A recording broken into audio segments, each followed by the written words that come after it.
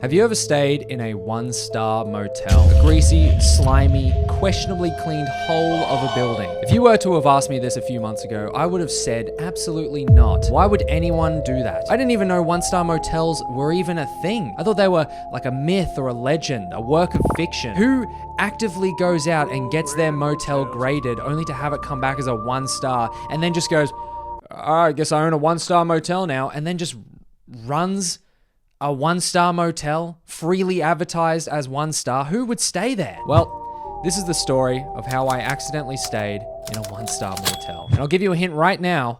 It was horrible. To give you a brief backstory, my mate Mitch and I decided to move to Melbourne, which meant driving 22 hours halfway across the country in our cars. Now, could we have done that entire drive in one day? Maybe, if we were smoking crack. But unfortunately, we were all out, which meant we would have to spend one night in a motel about halfway. Our original plan was to stop in a town called Parks, which was about 12 hours into the drive. However, after arriving, we found out that this was the one time of the year where they were hosting a hockey game in the middle of I didn't even know anyone in Australia liked watching hockey, let alone driving to the middle of Australia to watch it. But because of that, every motel in the entire town was full. Mitch and I were pretty devastated. The sun was setting and neither of us were too keen on driving at nighttime because we didn't want to hit a kangaroo. Yes, that is a real concern. Kangaroos are like vampires. They come out at nighttime, but instead of sucking your blood and murdering you, they just jump out in front of your car and absolutely destroy it. But the two of us pushed on and we made it to the town of Forbes. Not to be confused with the business news website Forbes.com, this was not a website, this was a town. At this point, it was pitch black. Important detail here. And when we got into town, we pulled into the first motel we saw. Literally like the first building off the main highway, right next to the rail tracks. That's the building we pulled into. It said motel, boom, done. We're going there. So we pull up and we go inside. As soon as we enter, we are greeted by what can only be described as a weird guy. Weird town, weird vibes, weird face. This guy was no exception. Dude's wearing headphones, so I'm not even sure if he can hear us, but I asked for a room, and I just want to point out right now, I am adding zero details for dramatic effect. There is no need in this story. This is exactly how it happened. I asked for a room. This guy looks up, looks at the two of us, gives us a little smirk, and asks, is that one bed or two? Two beds.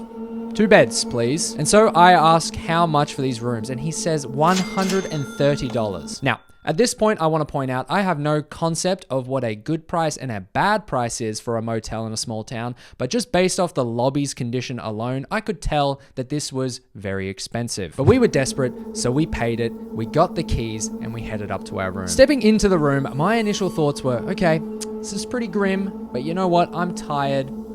I don't care. I set my stuff down on the bed, and that is when the problems start to arise. Hold it right there. Before we go any further, let's hear a message from our very fitting sponsor. BetterHelp has sponsored this channel before, and everything I said then still stands today. I've had my fair share of experience with Australia's therapist waitlist, and let me tell you right now, if I knew about BetterHelp back then, I would have been able to see someone a lot sooner. BetterHelp's mission is to make therapy more accessible and more affordable. And this is an important mission because finding a therapist can be really hard, especially when you're limited to the options in your area. BetterHelp is a platform that makes finding a therapist easier because it's online, it's remote, and by filling out a few questions, BetterHelp can match you to a professional therapist in as little as a few days. Use the link on screen or in the description, betterhelp.com/JacksonField, to easily sign up and get matched to a therapist. Using my link not only helps the channel, but it also gives you 10% off BetterHelp for the first month so you can connect to a therapist and see if it helps you. And because finding a therapist is a little bit like dating. If you don't really fit with that therapist, which is a common thing in therapy, you can easily switch to a new therapist at no additional cost. After what I saw in this motel, let's just say I'm glad that there are services like BetterHelp available. So if you're struggling, consider online therapy with BetterHelp. Click the link in the description or visit betterhelp.com/JacksonField. Thank you again to BetterHelp for supporting the channel. Now back to the video. First thing I notice, I look down at the carpet and it looks like water stains, as if someone had just got out of the shower and like dampened their feet on the carpet. Like, oopsies, oh, that'll dry.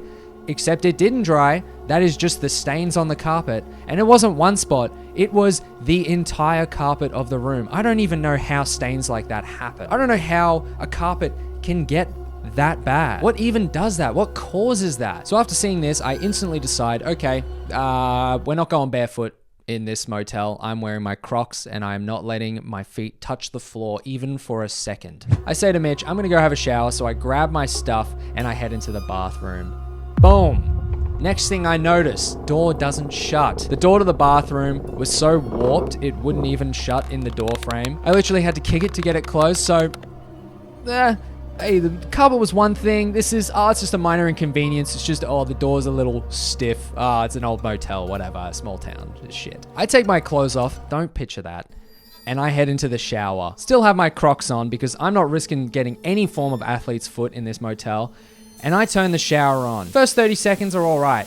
And then I start to smell what can only be described as human feces in the shower. It smells like someone has waffle stomped a shit down the drain of the shower, and the steam from the hot shower running down the drain is now pushing the stench, the foul stench of that shit, up the pipe and into my nostrils. So the more I scrub, the dirtier I feel, because all I can smell is shit. I get out of the shower and I go to brush my teeth. I look down in the sink and I am horrified. How does a sink get this bad?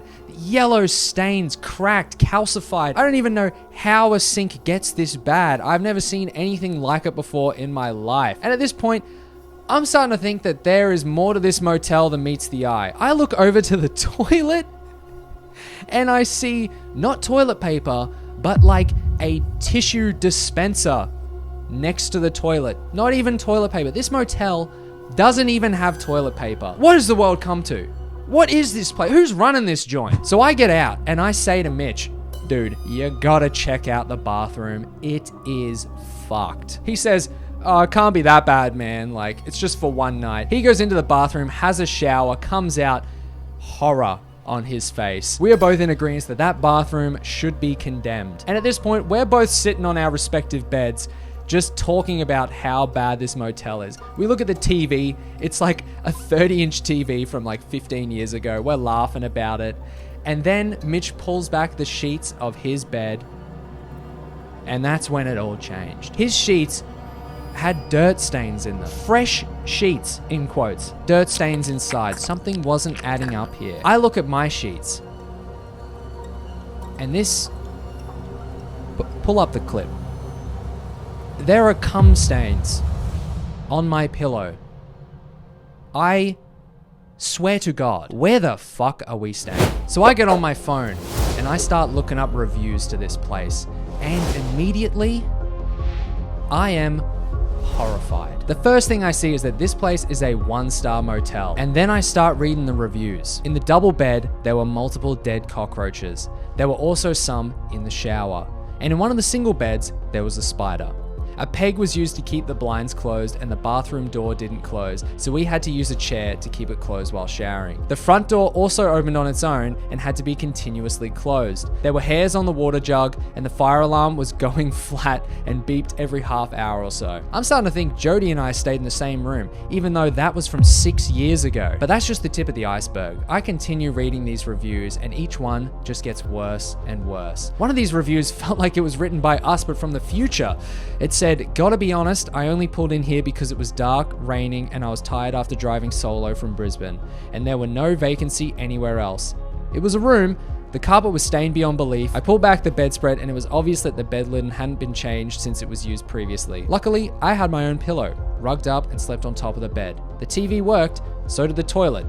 Better than the car, I guess. Does this guy give every single person that stays there the same room, or is every room like this? Because this is our exact experience up to this point. Dirty sheets and cockroaches, dirty hairy shower, not impressed. The restaurant has closed up by, I don't know what these emojis mean, but thank you, Clyde. I appreciate the review. Unfortunately, the only good thing about this joint is it's right next door to Macca's. But while reading these reviews, I saw one word that made my skin crawl. Bedbugs. Review after review mentioned the term bedbugs and that their beds had bugs.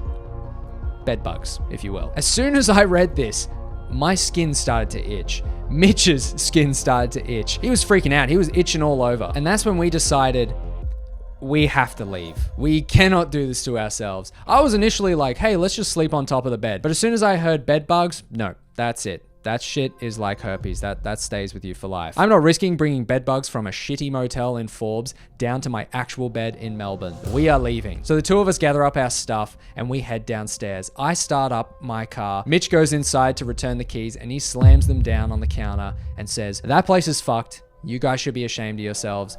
We're gonna go find somewhere else to stay." And so I Google if there are any other motels in Forbes, and it turns out a 1-minute drive down the road, there are like 10 3, 4-star motels. As we were leaving, we saw that 2 more people were making their way into this 1-star motel's lobby, and a part of me contemplated warning them and telling them not to stay, but the other half of me thought they had to find out for themselves. So Mitch and I drove off and we went to the other motel. When we arrived, we told our story to the receptionist of this new motel, and he told me everything we needed to know. He was like, "Oh, you didn't stay there, did you? Oh, that place is a disgrace. Should be bulldozed. I've tried to buy that motel for years now, but the bloody mayor won't let me do it. It's disgusting." He told us that the dry cleaners don't even accept their sheets anymore because that place is so dirty. That's how bad this place is. "Ah, you poor boys, you shouldn't have stayed there. Gives the whole town of Forbes a bloody bad name." And he was right. He was right. So we buy the room. $135. That's right, $5 more, and we get a normal motel. And these, I have many words I could say, but I'm not going to. People charge $130 for a room when every other motel in the same town charges pretty much the same price and offers a product that is infinitely, insurmountably better than theirs. I think that's what hurt me the most. So we got inside, had some little biscuits and a tea, and went to bed. And it was at this point I said to Mitch, "I think I'll make the decisions on where we stop from now on." He agreed, and we got to the new house safely. Well, as safe as you can be driving in Melbourne. Leave a like on the video if you enjoyed. Subscribe if you're not already subscribed. Leave a cockroach emoji. Do they exist? If you made it this far. And with that, I will see you all in the next video. Bye-bye. Bye-bye.